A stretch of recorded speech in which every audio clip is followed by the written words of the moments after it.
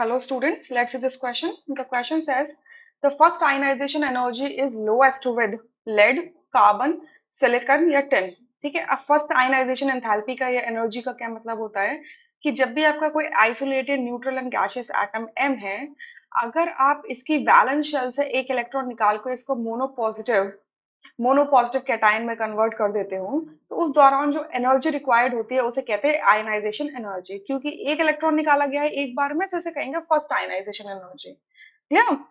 सो हमें बताना है फर्स्ट आयनाइजेशन एनर्जी किसके लिए लोएस्ट होगी। अब अगर इन चारों ऑप्शंस में इन एटम्स को देखो, तो ये क्या है, ग्रुप नंबर 14 के एलिमेंट्स हैं, जिसमें कार्बन आता है, सिलिकॉन आता है, जर्मेनियम आता है, टिन आता है, एंड आपका लेड आता है।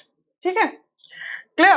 तो अब हम इसमें आयनाइजेशन एंथैल्पी को यहाँ पर रिलेट करना है, तो हम डाउन द ग्रुप जाते हैं, तो क्या होता है, साइज क्या हो जाता है, इंक्रीज हो जाता है। क्यों साइज इंक्रीज होता है? क्योंकि नंबर ऑफ शेल्स बढ़ रहे हैं। जैसे जैसे एक नया इलेक्ट्रॉन आ रहा है, नए प्रोटॉन्स आते जा रहे हैं, एक एक इनकमिंग प्रोटॉन ऐड होता जा रहा है किसमें, न्यूक्लियस में अंदर, तो न्यूक्लियर चार्ज बढ़ता जा रहा है। न्यूक्लियर चार्ज बढ़ रहा है as well as on moving down the group number of shells बढ़ रहे हैं, यानी कि नंबर ऑफ शेल्स बढ़ने की वजह से जो इनर इलेक्ट्रॉन्स है वो शील्डिंग इफेक्ट इंक्रीज करते जा रहे हैं। तो शील्डिंग इफेक्ट बढ़ता जा रहा है, जिसकी वजह से आपका जो आउटर मोस्ट इलेक्ट्रॉन है उसका इफेक्टिव न्यूक्लियर चार्ज डिक्रीज हो जाता है और साइज बढ़ जाता है। ठीक है, इलेक्ट्रॉन क्लाउड्स एक्सपैंड होने लग जाता है।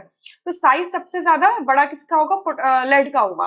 और जिसका साइज बड़ा होगा, यानी कि इसका जो बैलेंस इलेक्ट्रॉन है वो न्यूक्लियस के इतने होल्ड में नहीं है, तो उसको निकालने के लिए आपको एनर्जी कम देनी पड़ेगी। तो आप यहाँ से क्या बोलोगे कि सबसे कम आयनाइजेशन एंथैल्पी आपकी किसकी लगेगी, लेड की, फिर टिन की, फिर जर्मेनियम की, देन सिलिकॉन की, एंड देन कार्बन की, आप ये बोलोगे। बट ये ट्रेंड ऑब्जर्व नहीं होता।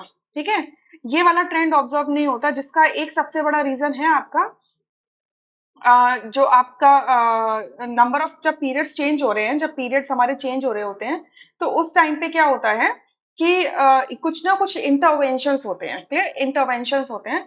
तो इंटरवेंशंस होने की वजह से जो करेक्ट ऑर्डर हो जाता है वो होता है, सबसे कम जो आयनाइजेशन थेरेपी होती है, फर्स्ट आयनाइजेशन थेरेपी, वो टिन की होती है, देन लेड की, then germanium, then silicon, and then carbon. ठीक है, सबसे ज्यादा कार्बन की, सबसे कम टिन की होती है। अब ऑप्शन तो हमें पता चल गया कि फोर्थ ऑप्शन यहाँ से करेक्ट है, रेस्ट ऑप्शंस आपके इनकरेक्ट हो जाते हैं। अब ऐसा क्यों होता है? अब देखो, हमें पता है कि कार्बन टू पीरियड 2 का एलिमेंट है, सिलिकॉन पीरियड 3 का, जर्मेनियम पीरियड 4 का, टिन आपके पीरियड 5 का, एंड लेड आपके पीरियड 6 का। और पीरियड 6 से ही क्या स्टार्टिंग होती है, 4f ऑर्बिटल्स की फिलिंग स्टार्ट हो जाती है। 4f ऑर्बिटल्स के अंदर इलेक्ट्रॉन भरना स्टार्ट हो जाते हैं। और 4f जो होता है वो काफी ज्यादा डिफ्यूज्ड ऑर्बिटल होता है, जिसकी वजह से ये इतना अच्छा स्क्रीनिंग कांस्टेंट प्रोवाइड नहीं करता, स्क्रीनिंग इफेक्ट प्रोवाइड नहीं करता। और आप जब एक पीरियड में मूव करते हो, तो आप एक्सपेक्ट जो करते हो कि लेड का साइज बड़ा हो जाना चाहिए था काफी, टिन के कंपैरिजन में वो इतना बड़ा नहीं हो पाता। ये मैं कहूंगी जो वैलेंस शेल पर जो इफेक्टिव न्यूक्लियर चार्ज है वो काफी ज्यादा हो जाता है।